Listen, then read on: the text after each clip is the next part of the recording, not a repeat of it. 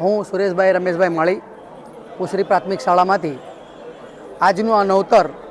જેનો વિષય છે અંગ્રેજી શીખીએ હસતા રમતા અને વર્ષ દરમિયાન અંગ્રેજી વિષય પ્રત્યે બાળકોની જે કચાશ રહી ગયેલી હોય અથવા બાળક અભિવાદનમાં અથવા અંગ્રેજી શીખવામાં જ્યાં કચાશ ઊભી થયેલી છે એનો આ નવતર પ્રયોગ છે। આપ સૌ જાણો છો કે જ્યારે વિદ્યાર્થી અર્લી સ્ટેજમાં બાળકો આપણા પ્રાથમિક શાળામાં આવતા હોય છે ત્યારે એને અંગ્રેજી શીખવામાં અને અંગ્રેજીમાં સંવાદ કરવામાં અને ગ્રામરિક બાબતોમાં ઘણી કચાશ જોવા મળે છે। તો સૌથી પહેલાં આપણે જેમ ગુજરાતીમાં શરૂઆત કરતા હોઈએ તેમ આપણે અંગ્રેજીમાં પણ તેને લેટર્સ કયા છે, વર્ડ્સ કોને કહેવાશે, સેન્ટેન્સીસ કોને કહેવાય એ વિષય અને એ વસ્તુથી આપણે એને અભિમુખ કરવાનો છે। ત્યાર પછી એ વસ્તુ શીખાઈ ગયા પછી એને વર્ડ્સ ફેમિલીઝના જેટલા પણ વર્ડ્સ છે એ વર્ડ્સ ફેમિલીના વર્ડ્સ એને આપણે મહાવરા તરીકે દરરોજ વર્ગખંડમાં બોલવાના છે, જેથી કરીને એને ભવિષ્યની અંદર ક્યારે પણ અંગ્રેજી વાંચન કરવાનો અવસર આવશે, જ્યારે પણ અંગ્રેજી વાંચવાનું થશે ત્યારે પરફેક્ટલી એના સ્પેલિંગોનો ઉચ્ચાર કરશે। આ મહાવરો આપણે રેગ્યુલર બેસિસ પર અર્લી સ્ટેજ 3, 4, 5માં કરવાનો છે। સમટાઈમ્સ એવું પણ થાય છે કે 6th સ્ટેન્ડર્ડમાં ઘણા બધા બાળકો એવું ABCD શીખીને જ આવ્યા કરતા હોય છે, તો આપણે શરૂઆતથી એને આપણે આ વસ્તુ પર માહિતગાર કરવાનો છે, કેમ કે જે પાયો છે એના પર જ આપણે અંગ્રેજીને સરસ રીતે ગોઠવી શકીશું। ત્યાર પછી અહીંયા તમે જુઓ છો જે બધા પ્રિફિક્સ વર્ડ છે, ઘણા મોટા મોટા શબ્દો હોય તો બાળક એ સમજી શકતું નથી, તો એને આપણે થોડા છૂટા અને થોડા ટુકડામાં બોલવાનો અવસર પેદા કરી શકીએ કે અહીંયા રીડ છે તો પ્રી રીડ થાય, પેડ તો પ્રીપેડ, અગ્રી તો ડિસએગ્રી, લેસ હેલ્પલેસ, આવા ઉપસર્ગવાળા પ્રિફિક્સ વર્ડને આપણે બાળકોને સતત બોલતા રહેવાના છે, જેથી કરીને ભવિષ્યમાં ક્યારેક વાંચવામાં આવે તો એને જલ્દી એનો અર્થ સમજાઈ જાય। વિદ્યાર્થીઓ સાથે આપણે ક્લાસરૂમમાં પણ ઇમોજીસ અને એક્સપ્રેશનના ઘણા બધા આપણા દરેક 7th સ્ટેન્ડર્ડમાં અને 8th સ્ટેન્ડર્ડમાં એના લેસન છે, યુનિટ છે। બાળકોને આજના સોશિયલ મીડિયાની અંદર ઇમોજીસ અને એક્સપ્રેશનના હાવભાવ આપતા આવડે છે, આપણે બાળકોને અંગ્રેજી વિષયમાં વધારે રુચિ રાખવા માટે એક્સપ્રેશનના નામ બોલાડી શકીએ છીએ કે ભાઈ આ ઇમેજ શું કહેવા માંગે છે, સેડ છે,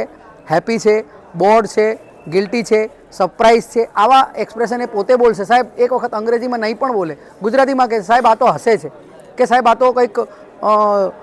પડી ગયું એવું લાગે છે, કે સાહેબ આ તો દુઃખી છે, ત્યારે આપણે એને સાચું વર્ડ પણ બતાવી શકીએ કે આને સેડ કહેવાશે, આને ભૂલ થઈ ગઈ તો ગિલ્ટી પણ કહેવાશે, આને સેટિસ્ફાઈડ થયો એટલે સંતોષ થયો એવું પણ બતાવશે। અહીંયા ટેબલ પર જુદી એક્ટિવિટીઝ છે જે લર્નિંગ મટીરિયલ છે એનો ઉપયોગ આપણે આપણા વર્ગખંડમાં કરતા હોઈએ છીએ, પણ આ એક એવી એક્ટિવિટીઝ છે જેનો રૂઢિપ્રયોગ વધારે કરવાનો છે, આપણે દ્રઢીકરણ કરવાનું છે, દ્રઢીકરણ જેટલું વધારે આપણું મજબૂત થશે એટલું બાળક સરસ રીતે સમજી શકશે। અહીંયા તમારી સામે 1-2 બાસ્કેટ જોવાય છે, એની અંદર બોલ્સ પડેલા છે અને આ બોલ છે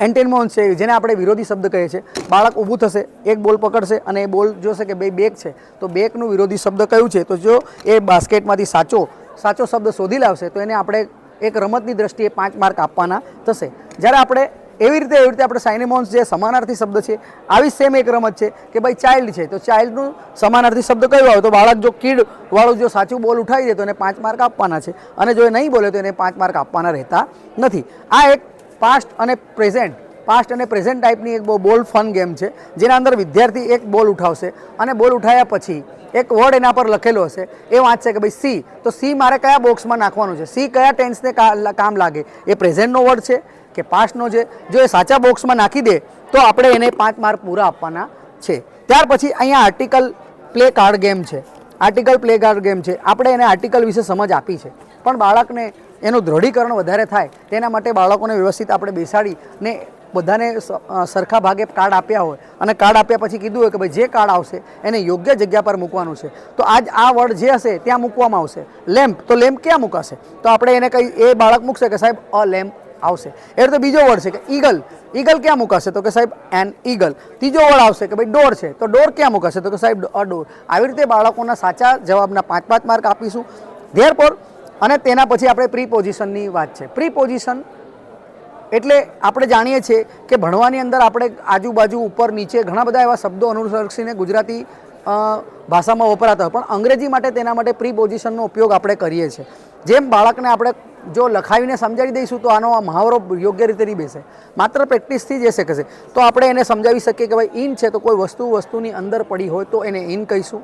બરાબર છે। ઓન છે તો એ સપાટીની ઉપર હશે તો એને ઓન કહીશું, ઇન ફ્રન્ટ ઓફ એટલે આગળ છે એમ કહીશું, નિયર એટલે પાસે છે એમ કહીશું, નેક્સ્ટ ટુ એટલે તરત પછી છે એવું કહીશું, બિટવીન એટલે બંને વસ્તુની વચ્ચે છે, અંડર એટલે કોઈ વસ્તુની અંદર પડી છે એના માટે એને અંડર કહીશું, અને આઉટ છે તો કોઈ વસ્તુ એક વસ્તુની બહાર જતી હોય ત્યારે આપણે એને આઉટ પણ કહીશું. અહીંયા તમારી સામે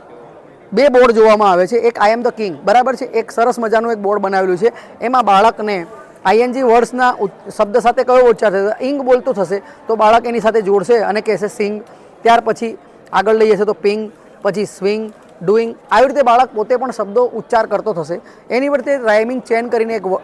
બોર્ડ છે, જે રાઇમિંગ ચેનની અંદર બાળક રાઇમિંગ વર્ડ્સ માટે પ્રયાસ કરશે. જેમ કે આ એક વર્ડ છે સાઈડ છે, તો આપણે વર્ગખંડ દરમિયાન બાળકોને શીખવ્યું હશે કે ભાઈ છેલ્લા બે લેટર આવશે એ રાઇમિંગ વર્ડ્સ કેવા છે, તો બાળક અહીં પોતે પોતાની રીતે જ કહેશે કે ભાઈ છેલ્લા બે વર્ડ આના એચ ટી છે તો ક્યાં એચ ટીવાળા છે, તો એ અહીંયા મૂકશે. પણ આપણું કામ અહીંયા પૂરું થતું નથી, આપણું કામ એને ઉચ્ચાર કરવાનું છે. તો સાઈડ તો લાઇટ પણ બોલાવવું જોઈએ. Thank you.